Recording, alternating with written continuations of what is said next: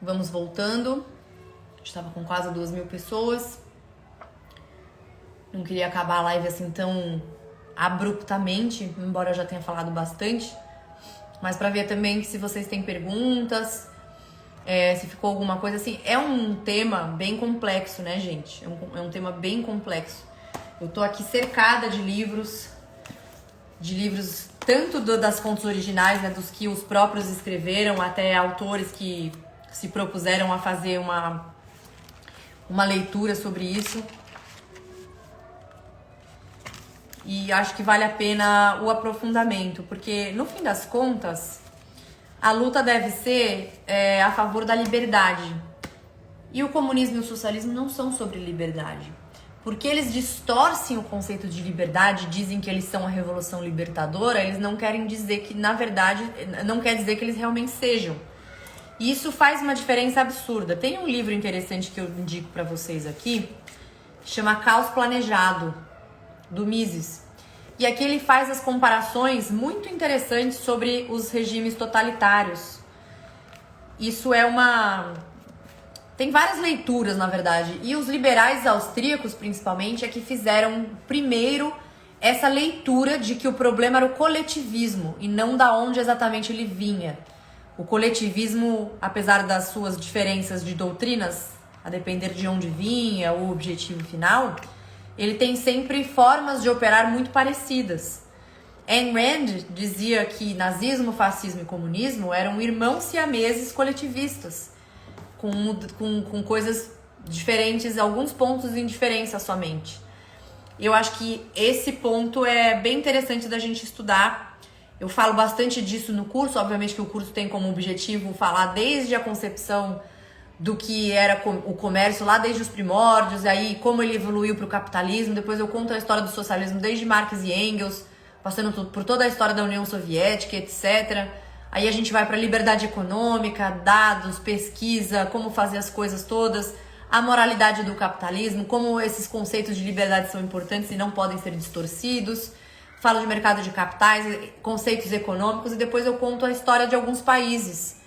E quando você olha, por exemplo, a história da China, e aí você vê que as pessoas acham que a China deu certo porque teve socialismo, porque tem um partido comunista, e não conseguem enxergar que o único jeito de eles conseguirem crescer e eliminar, reduzir, na verdade, boa parte da pobreza foi depois que o Deng Xiaoping abriu para o mercado internacional e implementou coisas do capitalismo. E a China é um ser bizarro, né?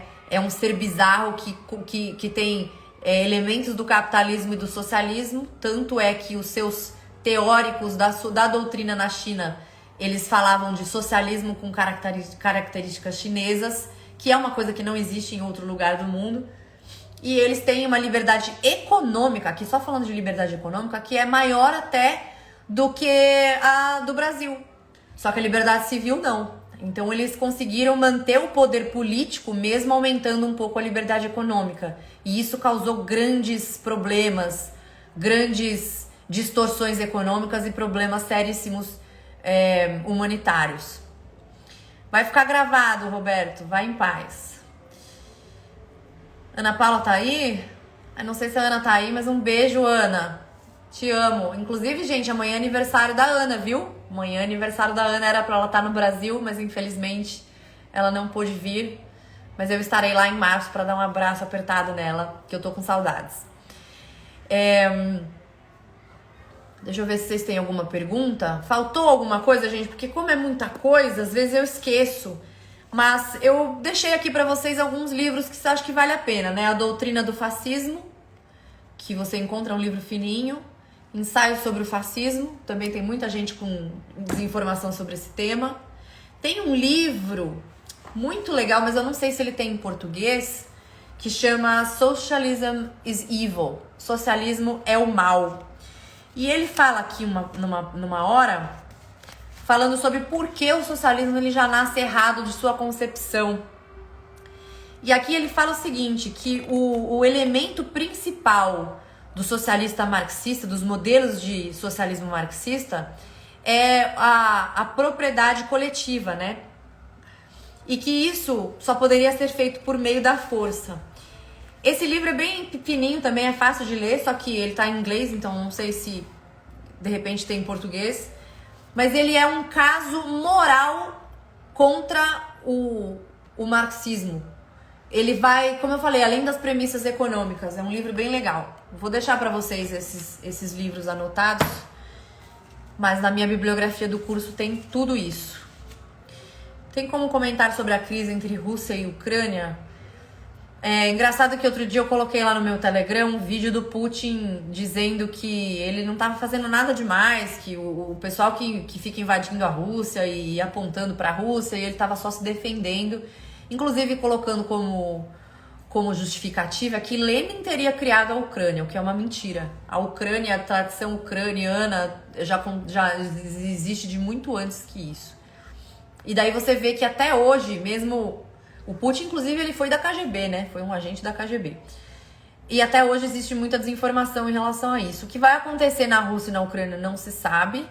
É uma pena que até hoje os ucranianos tenham que sentir na pele essa pressão vinda da Rússia, que militarmente sempre foi muito superior. E aí vocês veem, né? Sabe aquela história do pessoal progressista que fala assim, enquanto tem bilionários andando indo para o espaço, tem gente passando fome, na Rússia... o Estado determinava que deveria ser investido dinheiro na tecnologia espacial e nas coisas que eles achavam que era bom, enquanto as pessoas estavam em fila de racionamento. E até tem uma história que eu acho que eu já contei aqui pra vocês, do Boris Yeltsin, que antes dele ser presidente da Rússia, ele era deputado do Partido Comunista e ele foi para os Estados Unidos conhecer a NASA. E quando ele foi pra lá, ele foi pra alguns supermercados, e nesses supermercados ele viu tanta comida, tanta opção de comida, que ele ficou se sentindo mal e pensou, nossa, se alguém da Rússia conseguir ver o que acontece nos Estados Unidos, a quantidade de opções que tem, vai causar uma revolução. E isso fez com que ele se desiludisse com o comunismo e tentasse começar uma série de reformas estruturais liberalizantes, chamado de perestroika, na Rússia. Mas ele não deu tanto certo, ajudou, lógico, a liberalizar um pouco, a abrir um pouco o mercado, mas o Boris Yeltsin tinha problemas com bebida, também com corrupção, mas é uma história interessante isso. A Ana falou isso aqui, ó, assistam Winter on Fire, é excelente esse documentário, inclusive no Winter on Fire, se não me engano, tem um vídeo deles derrubando uma estátua do Lenin. Tem muitas estátuas, né, lá no leste europeu, e várias delas foram derrubadas justamente porque isso lembrava da época de opressão. Tem um amigo meu que é polonês, que é casado com uma amiga minha brasileira, e eu pedi para ele escrever um relato dele de como era a vida dele criança na Polônia sob o domínio soviético. E é de cortar o coração você perceber que uma criança já era ensinada pelo seu avô a se defender com uma arminha de água, que ele podia colocar água e sabão, água e detergente, para jogar no olho de algum oficial se ele fosse abordado. E de como ele achava tudo cinza, e um dia que ele conheceu uma outra parte da Europa, ele achou tudo muito colorido, e aquilo deixava ele até overwhelmed, sabe? Deixava ele sem saber para onde olhar, porque tudo era muito cinza, não tinha cores, ele não conhecia chocolate, ele não conhecia coisas normais para crianças. É de cortar o coração. E daí você fala que isso é uma ideologia que não deve ser rechaçada igualmente ao nazismo, só porque o nazismo tinha como premissa a extinção de uma raça. Bom, o marxismo tem como premissa a extinção do sentimento e do cidadão burguês, custe o que custar, seja ele reeducado, forçado ou morto para isso. Então, para mim, na minha concepção, no meu entendimento sobre direitos humanos, questões humanitárias, eles não podem ser separados, eles devem ser contados da forma como são, com as suas premissas, algumas diferentes e outras parecidas, mas igualmente devem ser rechaçados.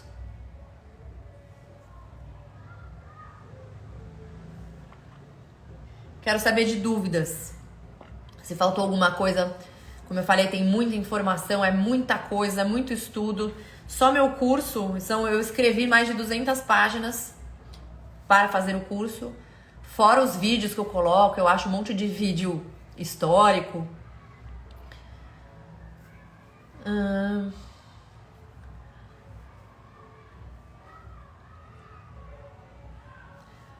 A ameaça de volta do nazismo no mundo depois da Segunda Guerra.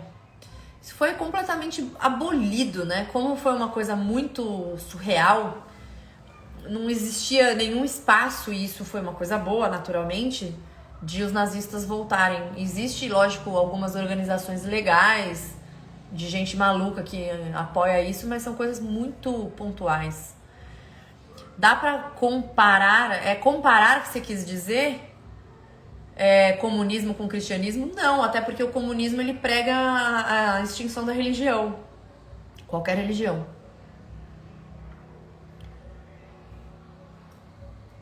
O que diz do livro A Grande Mentira, do Dinesh de Souza?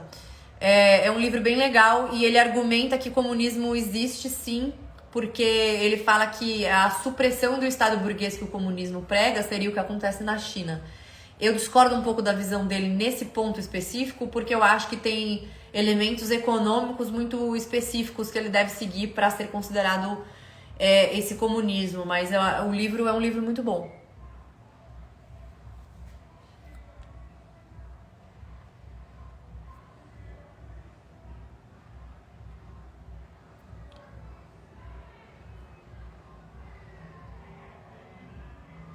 Nazismo e fascismo estão mais para a esquerda? Se a gente fosse jogar hoje, no contexto político histórico que nós vivemos hoje, eles seriam mais parecidos com a esquerda, sim. Mas não dá para jogar eles para a esquerda só por isso, porque na época o contexto histórico era diferente e eles eram colocados à direita. Tanto é que na própria doutrina do fascismo que o Mussolini escreveu, ele fala de ser à direita.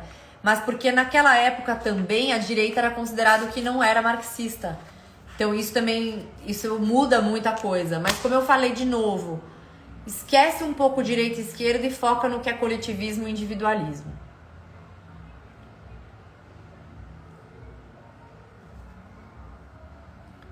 E o turismo histórico, viu, gente? Então, Juliano, o objetivo da live não é focar tanto na questão econômica. Eu falo bastante disso no curso, eu já falei aqui também outras vezes no Instagram, tá nos destaques, sobre quando você abole preço, abole mercado, o que acontece, que o cálculo econômico no socialismo ele não funciona. Isso é uma coisa extremamente óbvia, mas que a gente não é apresentado desde cedo e por isso acaba não sendo tão óbvio. Qual a diferença ou similaridades entre gramscismo e marxismo? O Gramsci ele é derivado do Marx, né? Ele deriva do Marx, só que ele entende que a revolução é feita de formas não violentas por meio da cultura, de uma revolução cultural. A esquerda socialista voltou a dominar a América Latina. Há chance de a China estar patrocinando esses partidos? Há chance. Como exatamente, mas eu não sei, mas que há chance sem dúvida. Esse relato do seu amigo polonês me lembrou muito o livro Cântico da Ayn Rand. Sim. E não é coincidência que os relatos são sempre muito parecidos, né? A esquerda avança na América do Sul. Qual a sua perspectiva de desaparelhar o Brasil? Muito pequena, infelizmente. Sou pessimista com o Brasil no longo prazo porque eu acho que a América Latina ela sucumbiu há muito tempo para o populismo e o populismo de esquerda, principalmente. A ideia de Estado grande, Estado forte. Tem até influenciadores aqui no Brasil que se dizem de direita, que acham que tem que ter Estado forte, por isso que eu falo que direita e esquerda às vezes não fica tão claro o que quer dizer, porque a pessoa pode ser coletivista e estar na direita, mas porque direita pressupõe que os valores da esquerda estão errados, mas não necessariamente quer dizer que ele acha que o Estado deve ser pequeno, que deve ter um livre mercado, essas coisas todas. Então coletivismo faz mais sentido do que falar direita e esquerda, ou falar suas doutrinas corretamente. Por exemplo, eu contei no meu curso, na História do Brasil, os militares no Brasil, eles foram extremamente desenvolvimentistas. E não por acaso, um dos conselheiros econômicos do Lula, que era o Delfim Neto, lá no começo do primeiro mandato dele, foi ministro da Economia, ministro da Fazenda dos militares, que foi o Delfim Neto.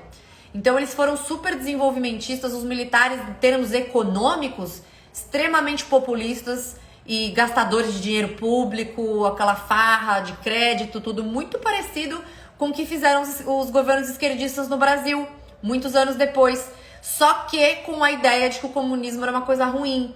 Mas a doutrina econômica era muito parecida com o que os socialistas queriam, só que de formas ligeiramente diferentes. Eles queriam, na verdade, um capitalismo de Estado, né? Então, o setor privado fortemente regulado pelo Estado. Getúlio Vargas, que a esquerda fala até hoje, admira até hoje, foi apoiado inicialmente pelos fascistas e nazistas. E depois ele trocou de lado porque tinha pressão dos Estados Unidos e mandou brasileiros para ajudar na Segunda Guerra contra os nazistas e os fascistas. Mas ele iniciou a sua carreira política apoiado por esse povo. E ele foi quem criou a Petrobras, quem criou a Vale do Rio Doce. Então notem que os ditadores, os tiranos, os populistas, os coletivistas, eles são muito parecidos. Coletivismo, alguém perguntou aqui o que é coletivismo. São essas doutrinas que colocam o Estado para comandar as coisas e que o sentimento do coletivo é mais importante do que o indivíduo. Então ele suprime os direitos individuais, as liberdades individuais, em detrimento de uma doutrina centralizada, com planejamento centralizado, basicamente.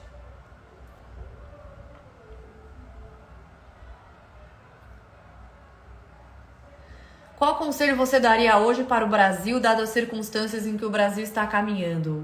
Não sei se seria um conselho, mas eu acho que o Brasil tem muito potencial, sabe? Só que é muito difícil de arrumar as coisas aqui porque o sistema é foda, o sistema é muito difícil. Para você conseguir mudar a política, você tem que estar dentro da política. E os políticos são aqueles que a gente já conhece. Aliás, se a gente for falar de conselho, poderia falar sobre eleição para senador e para deputado. Todo mundo preocupado com o presidente e pouca gente preocupada com deputado e senador. E eles são extremamente importantes. E fazem e mudam o jogo muito, muito. Mudam o jogo muito. Igreja e Estado não é a mesma coisa? Não. Houve um momento que o Estado e a igreja se confundiam. E os líderes eram, às vezes, inclusive os mesmos. Mas aqui, por exemplo, você tem o Papa, líder da Igreja Católica, e você tem os presidentes dos governos em determinados locais. Não tem nada a ver uma coisa com a outra. Quando estendemos a tolerância para aqueles que não toleram abertamente os tolerantes, acabam sendo destruídos e a tolerância com eles. Concordo. Paradoxo da tolerância, do Karl Popper. Gente, eu não tô muito por dentro, tá, do conflito Ucrânia-Rússia. O que eu sei é o que a gente tá vendo aí, todo mundo tá vendo, que os negócios estão se abalando. Eu preciso estudar um pouco mais, entender por que a Rússia resolveu invadir lá, mas, enfim, sendo um conflito Rússia e Ucrânia, eu tô sempre do lado dos outros, não da Rússia. Merkel ferrou a Alemanha com política de energia limpa e agora como vão lidar com com um aumento de 50% da energia que usa nas mãos da Rússia? Pois é, Xande, você tem toda a razão. Ela fez isso mesmo. E aí você vê como que esse intervencionismo ele sempre causa artificialismos que vão ser uma conta muito mais cara no futuro. Por sinal, o Xande que comentou aqui sobre isso, ele é o responsável pela mesa de renda variável lá da Faz Capital. Eu tô super comprada em energia, viu, Xande? Super, já desde 2020. Nunca vendi. Deixei lá os ETFs de energia global, petróleo e gás, porque eu acho que vai... Eu já achava que tinha caído muito na pandemia e agora principalmente. E realmente subiu muito.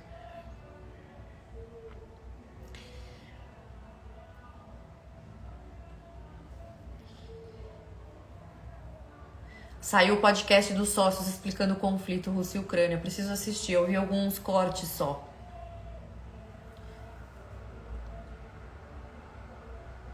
A Rússia tá mais para socialismo ou outra ideologia? A Rússia hoje tem capitalismo de Estado, que é o setor privado fortemente regulado pelo Estado. Ana, vamos fazer uma live sobre Ucrânia, Rússia e Estados Unidos. Não comprem o que a imprensa está vendendo. Boa, Ana, vamos? Fechou, já tá fechado. Sold. Eu gosto da tese de urânio, Rodrigo. Eu gosto. Acho que vai ter muita volatilidade ainda, mas pro longo prazo eu gosto. Até porque a energia nuclear ela é muito melhor e ela é muito boa, só que justamente o fato de ser nuclear e ter esse nome faz com que as pessoas torçam o nariz, e boa parte disso acontece por conta dos ativistas ambientais. E uma coisa interessante é que o maior desastre ambiental da história, que foi um desastre nuclear da usina de Chernobyl em 1986, as pessoas não falam disso como sendo um problema que foi causado pelo socialismo. O socialismo soviético, responsável por essa usina de Chernobyl, eles fizeram um plano muito ruim, a tecnologia deles era atrasada, eles não tinham plano de contenção caso tivesse acidente, e um monte de outras coisas ali que foi causado porque era um planejamento centralizado. Vai ficar salva, Rodrigo, fica tranquilo. Já tem uma salva, porque a gente fez 1 hora, agora já estamos com quase 25 minutos da segunda, e eu vou deixar salva as 2. Antes eu tava conseguindo fazer live de mais de 1 hora, direto, mas eu tomo bando do Instagram toda hora. Você se vê em algum cargo público, se os bons não entrarem no sistema, como vamos mudá-lo? Não me vejo, mas política se faz de vários lados.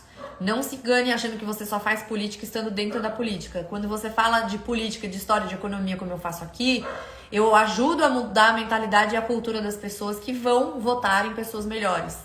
Então, dá pra fazer esse trabalho daqui e de lá. Você acha que a China tem alguma influência no que está acontecendo entre Rússia e Ucrânia? Muito provavelmente.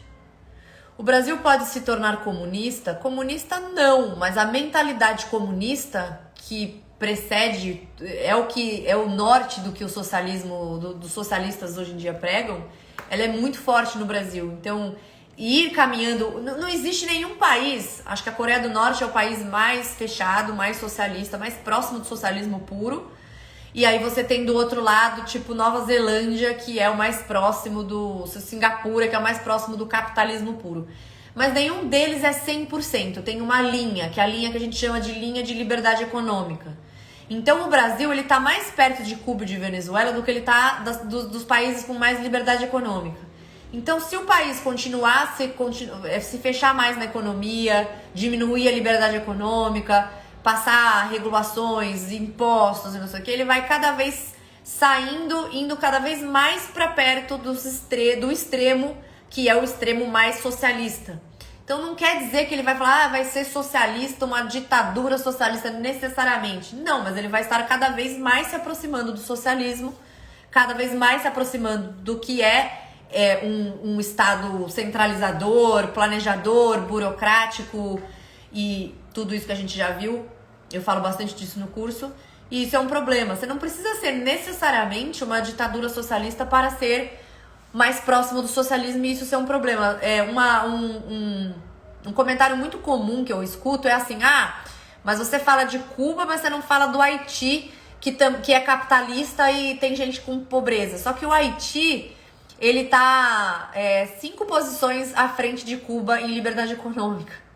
Então, porque ele não é abertamente uma ditadura socialista, não significa que ele não seja tão socialista ou quase tão socialista quanto Cuba, em termos de o que tem na liberdade econômica. Quais são os fatores que compõem liberdade econômica? Segurança jurídica, direito à propriedade privada, liberdade para negociar com o mundo todo, impostos normais, gastos públicos controlados, responsabilidade fiscal, mercados abertos, open markets, e um monte de outras coisas.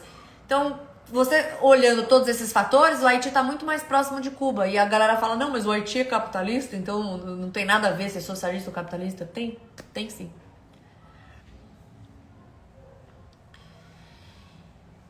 O que mais, gente?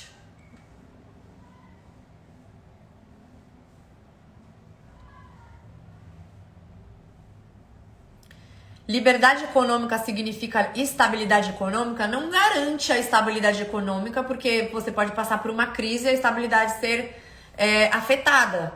Mas ele melhora muito a estabilidade e a constância daquela economia no longo prazo. Como você está em relação à eleição desse ano? Cara, eu não tenho a menor ideia do que vai acontecer. Mas eu já falei pra vocês, o meu risco maior tá no meu patrimônio no Brasil, que são as empresas. A minha participação nas empresas que eu tenho. Isso já é um risco muito grande no Brasil. Então eu prefiro manter dinheiro líquido, a maior parte, não tudo, a maior parte, fora.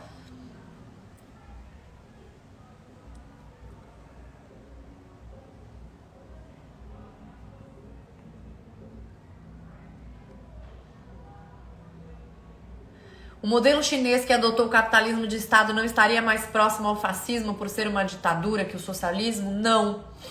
Mas eles têm similaridades. Tem similaridade, sim. Como lidar com as ideias progressistas? Sendo agente de informação.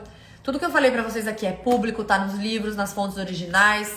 É aprender a pesquisar os dados, se informar, pra daí poder passar a informação adiante. Porque muita gente nunca foi apresentado a isso, aí não tem como pensar.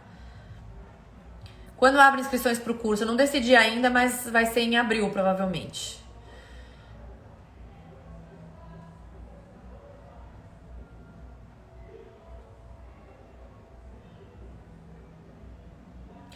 Os países com welfare state não têm estado grande intervencionista? Não. Eles têm um imposto mais alto, e aí isso pode permitir o welfare state, mas em termos de legislação trabalhista, direito à propriedade privada, open market, segurança jurídica, tudo isso eles são extremamente liberais. Tanto que a Dinamarca, por exemplo, é a 8ª posição no ranking de liberdade econômica. 8ª. Aí eles falam, a Dinamarca é socialista. Não, mas a Dinamarca tá super perto de ter o mais possível de capitalismo que existe no mundo. Lógico que não é 100%, tem problemas ali, tem intervenções também, né? Não tem nenhum 100% de um lado nem 100% do outro, mas ele tá muito mais próximo da liberdade econômica full do que a galera pode imaginar.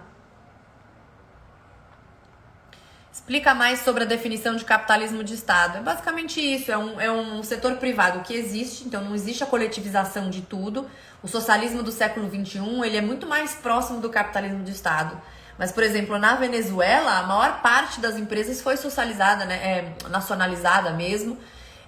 Na Argentina isso aconteceu também, mas ainda existe. A Argentina é um exemplo legal, porque ela nem chegou no nível da Venezuela ainda, mas ela está caminhando, houve expropriações, ainda existem empresas privadas na Argentina. Só que elas são fortemente reguladas, tem subsídio, burocracia, difícil de abrir empresa, é tudo complexo, imposto alto, taxação, legislação trabalhista difícil. Isso é o capitalismo de Estado, ou seja, não chegou ao socialismo, não chegou à nacionalização completa, mas você tem um Estado muito presente, muito forte. Em qual site encontra o índice de liberdade econômica? O mais conhecido é o Heritage Foundation, mas tem também o Cato Institute e o Fraser Institute. Nova Zelândia, por mais que a economia seja aberta, não acha que foram muito intervencionistas nas liberdades em relação à restrição do Covid? Muito boa essa pergunta, Eric, porque as pessoas falam assim, nossa, mas a Nova Zelândia não tem liberdade econômica? É importante você saber fazer a distinção de Estado e governo. Então, Estado é o conjunto do Estado até aquele presente momento. Então, as regulações, as burocracias, se é fácil fazer negócios ou não, se tem segurança jurídica, se tem baixa corrupção, se o governo, o gasto do governo, a responsabilidade fiscal existe, blá blá blá. Só que aí entra um governo que é mais progressista. Esse governo que é mais progressista, ele pode começar a atuar no sentido de ser mais intervencionista, o que vai minar a liberdade econômica do Estado. Só que hoje a Nova Zelândia ainda tem alta liberdade econômica, mas o governo da Nova Zelândia foi super intervencionista e anti-liberdade individual. Mesmo um país com tanta liberdade econômica quanto a Nova Zelândia não está imune aos efeitos perniciosos dessa intervenção massiva do Estado, que vai tanto no sentido econômico quanto no sentido social e civil. Então, se esse governo continua e amplia essas medidas, isso pode significar que a liberdade econômica vai ser reduzida cada vez mais e ter problemas. A liberdade econômica sozinha, ela não garante necessariamente que você vai ter liberdade civil. A China é um exemplo interessante, ele tem mais liberdade econômica do que o Brasil, ou seja, para você fazer negócios na China, abrir uma empresa na China, comprar de outros países na China é mais fácil do que no Brasil. Mas você não tem liberdade social, individual, civil. Então é importante também estudar todas essas coisas, porque a liberdade econômica sozinha, ou mais liberdade econômica sozinha, não garante necessariamente outras liberdades. Elas normalmente andam na mesma direção, mas existem essas possibilidades também.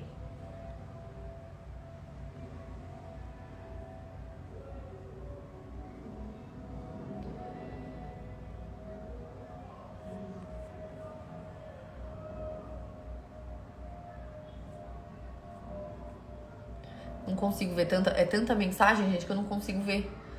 Eu respondo uma, depois já foi 1 bilhão de mensagens, não consigo ver. Bom, Bom, gente, eu acho que é isso. Acho que a gente conseguiu abranger bastante coisas. Eu acho que o que eu queria deixar claro nessa live é mostrar pra vocês que o perigo, na realidade, se chama coletivismo.